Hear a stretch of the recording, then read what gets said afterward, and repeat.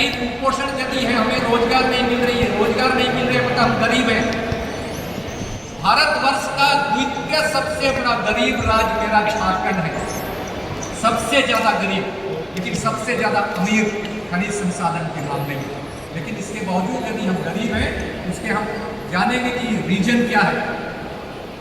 पर्यावरण के मामले में क्योंकि हम पर्यावरण को क्षति पहुंचा करके हम डेवलपमेंट को स्थापित कर रहे हैं, इसीलिए पर्यावरण के मामले में भयावह स्थिति है। वैसा मिनरल्स खोदा जाता है, वैसे मिनरल्स का दोहन किया जाता है, जहाँ जल जमा होता है बरसात के मौसम में खराब होना शुरू होता है, खनन परियोजनाएं। और रोजगार और पलायन की सबसे यदि भयावह स्थिति हमारे झारखंड में है। इसका रीजन है कि पलायन यदि रोजगार यदि करें, क्योंकि हम भुखट्टी रैयत है, रैयत हमने जंगलों को काटा, जमीनों को बनाया, खेतों को बनाया, उसके बाद हमने गांव को स्थापित किया। गांव को स्थापित करने हम एक सुसंगत ग्राम स्वशासन व्यवस्था को स्थापित किया। लेकिन वर्तमान समय में जो कम्युनिटी हमारे साथ आ रही है वो गैर रैयत वसीदा है, जो व्यापारिक संगठन है।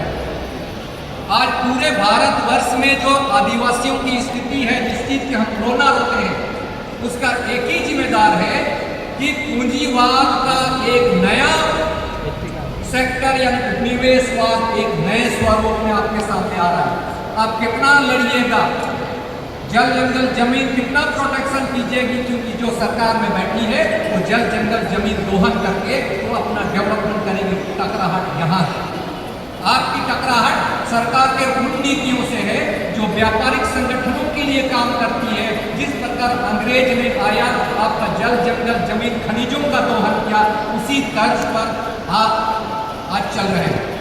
इसका निरोधन एक ही है। यदि हम कहें छत्तीसगढ़ में यदि हम विधानसभा की बात करें तो आपको जानना पड़ेगा कि आप विधानसभा में एसटी कितने हैं। झारखंड की मैं बात करता हूँ तो झारखंड में 81 विधायक हैं। 81 विधायक में 27 विधायक केवल एसटी हैं, लोकसभा में केवल 5 हैं। इसी प्रकार आप अपने केंद्र में जाइए, सांसदों की संख्या भारतवर्ष में 47 है। उन 47 में गैर आदिवासी एससी को मिलाकर के 543 सांसद वहां बैठे हैं। राजकुमार रोज जी यहाँ बैठे हैं। यदि वहां आवाज भी उठाते हैं तो 47 में एक व्यक्ति आवाज उठाता है।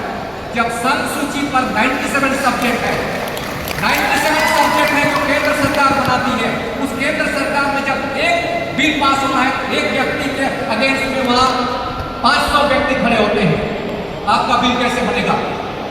महाराष्ट्र में आज हाल फिलहाल में ही एक कानून बने थी, जन सुरक्षा बिल, जो पूंजीवाद से समर्थक सरकार को आप एक लोकतंत्र के बदले तानाशाही बना रहे हैं। आंदोलन करने की आजादी नहीं है, बोलने की आजादी नहीं है, इस प्रकार के कानूनें बन रही है।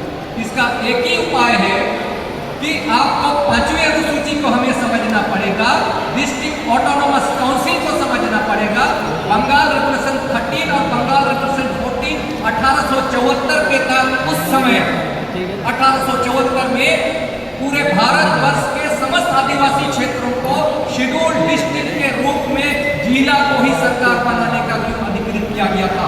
उन्होंने कहा था कि आदिवासी हर राज्य में उनकी संख्या कम होगी। यदि ये विधानसभा के शासन तंत्र में रहेंगे या केंद्र के शासन तंत्र में रहेंगे, ये अपनी भाषा, लिपि, संस्कृति को नहीं बचा पाएंगे, क्योंकि इनकी संख्या पर कम होगी। इसीलिए इन्हें प्रोटेक्शन करने के लिए शेड्यूल डिस्ट्रिक्ट एक्ट 1874 के तहत में आपको जिला में ही स्थानीय लोकल गवर्नमेंट बनाने का अधिकार दिया है। जिला में जिला स्वशासी जिला इसी को कहते हैं। और सबसे बड़ी बात है, पीन पैसा जो बना था 1996 में, इसने भी ये कहा कि 5वीं अनुसूची का जो एडमिनिस्ट्रेटिव सिस्टम है, क्योंकि 5वीं अनुसूची पार्ट 10 का मामला है और राज्य विधानमंडल जिसकी हम बात कर रहे हैं पार्ट 6 का मामला है, और केंद्र सरकार की जो हम बात करते हैं पार्ट 5 का मामला है। इस पार्ट 5 में अनुच्छेद 52 से लेकर 151 अनुच्छेद है। स्टेट के अंदर जो टेरिटोरीज हैं 1956 को भाषा पर आधारित और राज्य है, आज हमारे क्षेत्र में सब आ चुका है। भाषा पर आधारित राज्य के लोग 1956 को 1956 से पहले हम 1950 को संविधान आदेश संख्या 09 1950 अनुसूचित क्षेत्र पार्ट 8 स्टेट और राजस्थान, हैदराबाद और मध्य भारत ये देशी रियासत के रूप में संविधान आदेश 26 अनुसूचित क्षेत्र पार्ट बी स्टेट 1952 के तहत 1950 के तहत हम 5वीं अनुसूची पार्ट 10 में हम संरक्षित हुए हैं। लेकिन हमारा दुर्भाग्य है हमारे लोग उस समय के पार्ट 6 को ही इन्होंने अडॉप्ट किया है। तभी हमने बात कर रहा था एक व्यक्ति से, अपना दोस्त से, नहीं यहाँ पर डिलिमिटेशन एक्ट लागू होगा। तो डिलिमिटेशन एक्ट लागू होता है 170 आर्टिकल्स में, जहाँ विधानसभा होती है।